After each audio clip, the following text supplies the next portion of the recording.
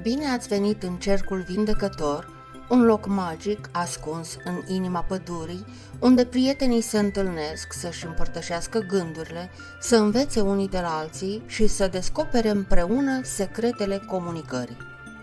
Aceasta este seria de povești care te va purta într-o călătorie a înțelegerii, emoțiilor și relațiilor mai bune. Haideți să începem! Secretele comunicării, episodul 1.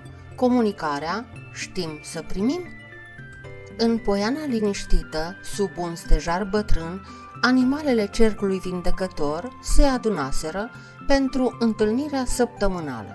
Hocma, bufnița înțeleaptă, îi privea cu blândețe. Astăzi păreți mai tăcuți decât de obicei. Cine ar vrea să ne împărtășească ceva din ce a simțit săptămâna aceasta?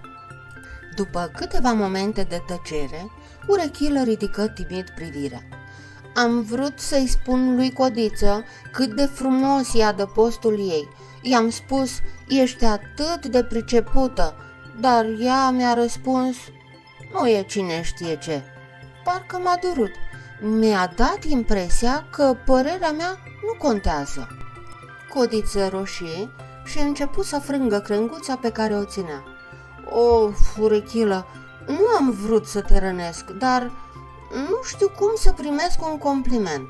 Mă simt jenată, parcă nu-l merit. Roșcata oftă adânc. Și eu pățesc la fel.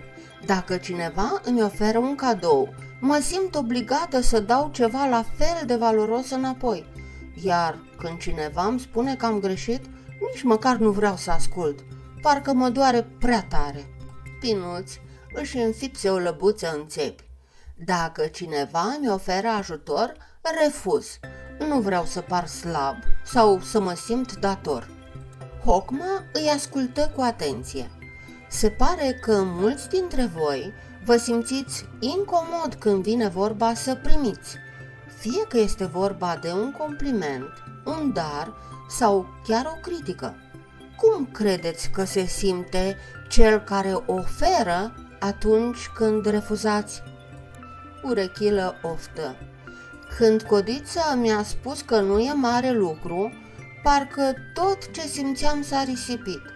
Am simțit că părerea mea nu conta. Da, intervine Spinuț, când am oferit castane unui prieten, iar el mi-a spus să le păstrez, m-am simțit respins. Parcă darul meu nu avea valoare. Dar o critică, întrebă Hocma.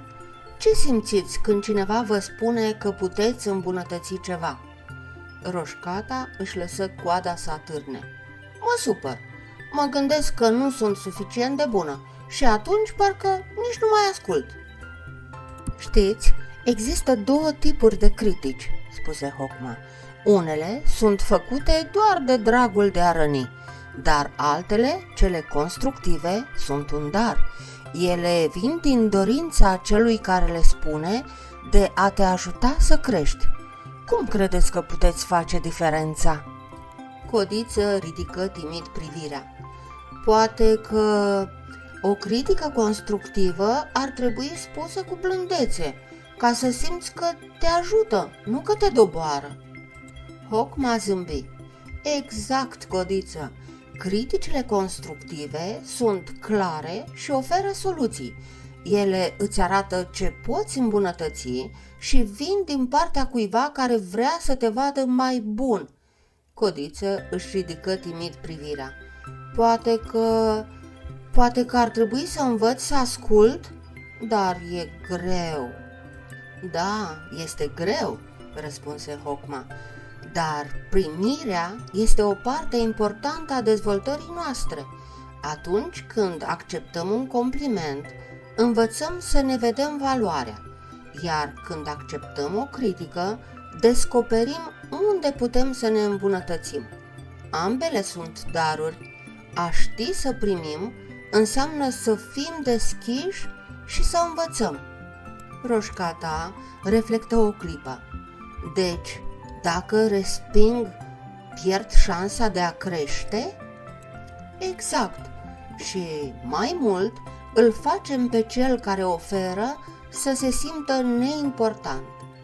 Haideți să încercăm câteva exerciții care să ne ajute să primim mai bine. Bufnița propuse un joc simplu. Fiecare urma să ofere un compliment unui alt membru al grupului, iar cel care îl primea trebuia doar să spună mulțumesc. Spinuț, ești foarte priceput la găsirea locurilor ascunse din pădure, spuse Roșcata. Spinuț zâmbi timid. Mulțumesc, nu mi-am dat seama că observă cineva asta. Codiță, îmi place cât de creativă ești. Adăpostul tău e minunat, adăugă Urechilă. Mulțumesc, mă bucur că îți place, răspunse Codiță, simțindu-se puțin jenată. După câteva runde, Hocma întrebă: cum a fost să primiți un compliment fără să-l respingeți? La început m-am simțit ciudat, recunoscu Codiță, dar apoi parcă m-am bucurat. Eu m-am simțit apreciată, spuse Roșcata, și mi-am dat seama că nu trebuie să dau ceva în schimb imediat. Iar eu, adăugă Spinuț, m-am simțit văzut. Nu mi-a fost greu să spun mulțumesc. Apoi, Hocma îi invită să exerseze primirea unei critici. Codiță, la adăpostul tău, crenguțele din partea de sus ar fi putut fi mai strânse. Așa ar rezista mai bine la vânt, spuse Urechilă cu blândețe. Codiță se încruntă pentru o clipă, dar apoi răspunse: mulțumesc, cred că ai dreptate. N-am văzut asta până acum, dar voi încerca să o îmbunătățesc. Cum te-ai simțit? Întrebă Hocma. La început greu, recunoscu Codiță, dar acum sunt recunoscătoare. Urechilă m-a ajutat să fac ceva mai bun. Hocma zâmbi. Ați descoperit astăzi că primirea este un dar, atât pentru voi, cât și pentru cel care oferă. Este primul pas în comunicare, să ascultăm și să acceptăm cu inima deschisă. Data viitoare vom vorbi despre altceva la fel de important, ce se întâmplă când vorbim prea puțin. Ne vom întâlni pentru a explora comunicarea pasivă. Animalele părăsiră poiana mai liniștite, fiecare reflectând la ce învățaseră și la cum ar putea aplica lecțiile în săptămâna ce urma. Sper că v-a plăcut această aventură pe lumi minunate. Nu uitați, fiecare poveste ne învață ceva prețios și ne ajută să descoperim lucruri noi despre lume și despre noi înșine. Vă aștept cu drag la următoarea poveste. Până atunci, rămâneți curioși și prietenoși.